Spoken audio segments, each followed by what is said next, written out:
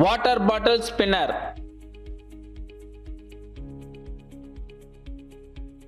Hello குட்டீஸ், நீங்க விரல்களில் பிடிச்சு விளையாடும் ஸ்பின்னரை வச்சு ஜாலியா விளையாடிருப்பீங்க. ஆனா காற்றின் மூலம் சுத்தும் ஸ்பின்னர் பத்தி உங்களுக்கு தெரியுமா?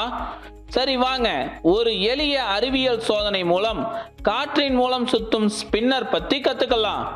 இதற்கு தேவையான பொருட்கள்: ஒரு 2 லிட்டர் வாட்டர் பாட்டில், வளைந்த ஸ்ட்ரா, 12 சென்டிமீட்டர் நீளமுள்ள கொஞ்சம் தடிமனான ஸ்ட்ரா, செலோ டேப், குண்டூசி, கத்தரிக்கோல், மணி, ஃபோமால் ஆன சிறிய பந்து.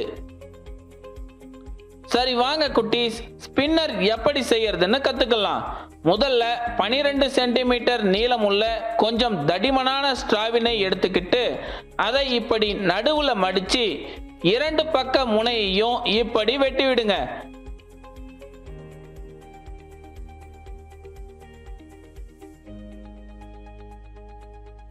ஸ்ட்ராவினை இப்படி விரிச்சு பார்த்தா உங்களுக்கு டைமண்ட் ஷேப் தெரியும்.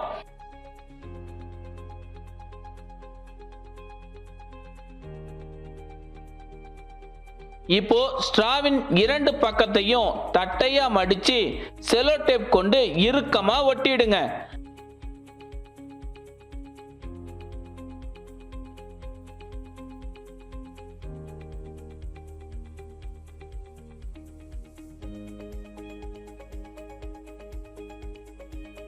இப்போ நீங்க பார்க்கிற மாதிரி ஸ்ட்ராவின் ஒரு பக்க மூலையை வெட்டி விடுங்க. வெட்டிவிட்ட மூலையின் மூளை விட்டத்தின் வழியே மற்றொரு பக்கத்தின் மூளையை வெட்டிடுங்க. இந்த முறையில மூளை விட்டங்கள் வழியே 2 துளைகள் இருக்கும். இந்த துளைகள் வழியே தான் காற்று வெளியேறி ஸ்பின்னரை சுத்த வைக்கும்.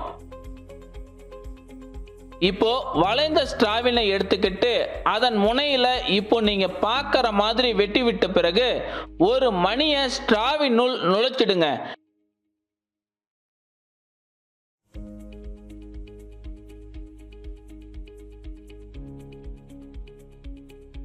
இப்போ மணிக்கு கீழே ஒரு குண்டூசியை குத்திடுங்க.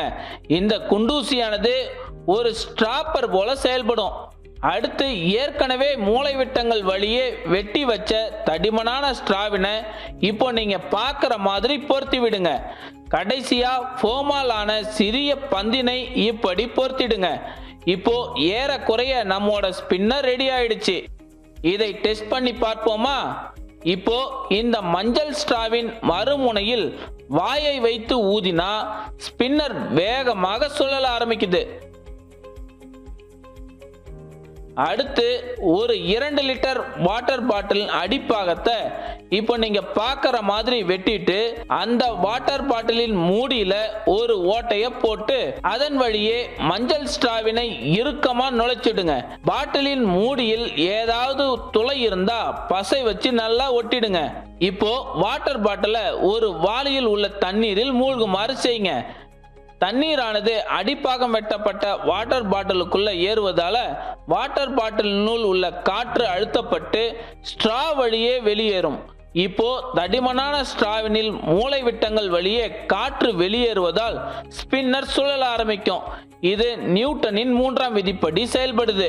அதாவது ஒவ்வொரு விசைக்கும் சமமான எதிர்விசை உண்டு என்ற தத்துவத்தின்படி செயல்படுது. இப்போ நீங்க பார்க்கிற மாதிரி வாட்டர் பாட்டிலை தண்ணீருக்குள் விட்டு விட்டு அழுத்துவதால் நமது ஸ்பின்னர் சூப்பரா சுத்தும். என்ன குட்டீஸ், இந்த சோதனை சூப்பரா இருக்குல்ல? இதே மாதிரி நீங்களும் செஞ்சு ஜாலியா விளையாடுங்க. பை குட்டீஸ். அடிப்படை தத்துவம்: ஒவ்வொரு வினைக்கும் சமமான எதிர்வினை உண்டு என்ற நியூட்டனின் 3ஆம் விதியின் அடிப்படையில் இந்த ஸ்பின்னர் இயங்குகிறது.